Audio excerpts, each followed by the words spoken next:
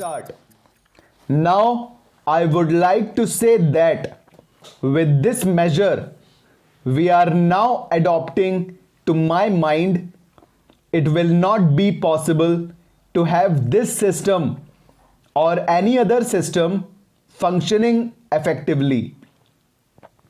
The number of clauses that we have included are so restrictive and rigid, and that it will not be possible for any system to function in this country. If at all it is able to function, it will be able to function with a lot of difficulties. It will be said afterwards that the industrial sector, particularly the private sector, has not been able to deliver the goods. I would like to warn the government that if anything happens in the future in which industrial production or production in the private sector has not gone up, it would be not because of any lack of efforts on the part of the private sector, but because of the measure that we are now adopting. I have mentioned several times how this particular bill is very restrictive and how it will hamper the normal growth of companies in this country. It is a pity that when we are on the threshold of the second 5-year plan, such a measure should be passed in this house. I would now like to make a few observations about the speeches of some of the honorable members here. Shri Ashok Mehta justifies the restrictions on managing agents by saying that managing agents are no longer the main source of finance. He also argues that profits have been high and will continue to remain high, and therefore he would like to see the managing agents being paid on a sliding scale. He is in the habit of referring to a number of books and making quotations from a number of them published in America or in other countries, and particularly by some of the professors. I would also like to mention to him that even when companies were floated, it requires a certain amount of confidence amongst the investing public, and it is because a particular firm is managing a particular company that this confidence is created in the investing public. Even there, as the Honorable Finance Minister has said, there is a sort of overall tight control. Now, banks and insurance companies are not floated nowadays.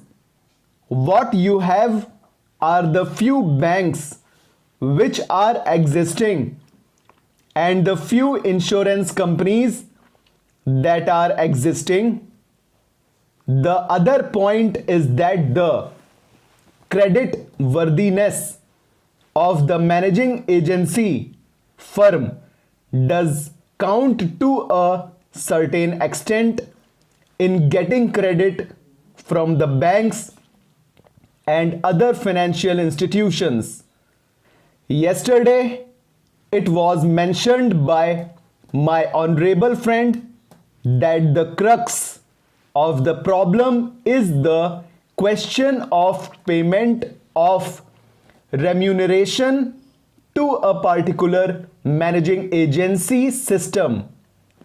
He said that in this bill, a definite encouragement has been given to the alternative type of management, namely the managing director or the manager, where an individual has been permitted to take 5%, while in the case of the managing agency, it has been permitted to take about 10%.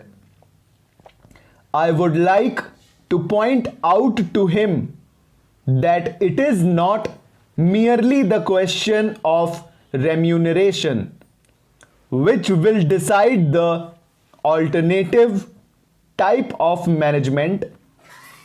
The remuneration is not a very important thing unless and until you allow a certain amount of flexibility for any system to function.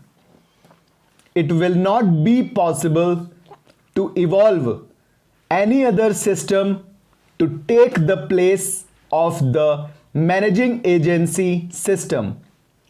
In spite of so many shackles,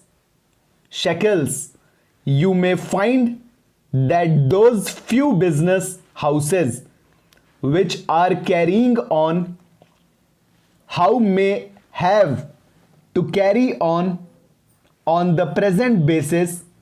You may not find many new people coming in the field. Several times it has been mentioned in this house why the business community has not prescribed for itself a code of conduct. In this connection, I would like to point out that a degree or diploma is essential for the profession, and in case of violation of the code, sanction should be provided by it to prevent a person from practicing the profession. Today, even Ashok Mehta and Sri C.C. Shah can set up a grocery shop and become businessmen. Nobody lays down any condition for starting business, and nobody can prevent others from continuing it. But I would like to point out that with regard to the code of conduct, there is a certain amount of ethics, and there are certain standards and traditions on which business houses function.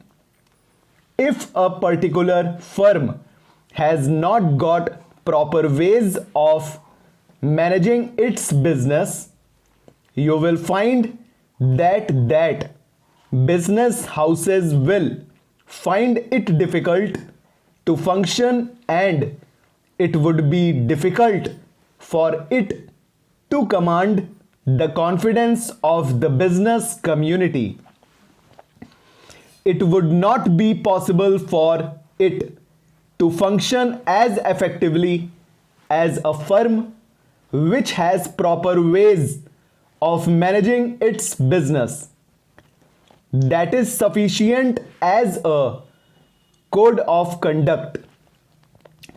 It is not possible to prescribe a certain code of conduct in the manner it has been done for the profession in general.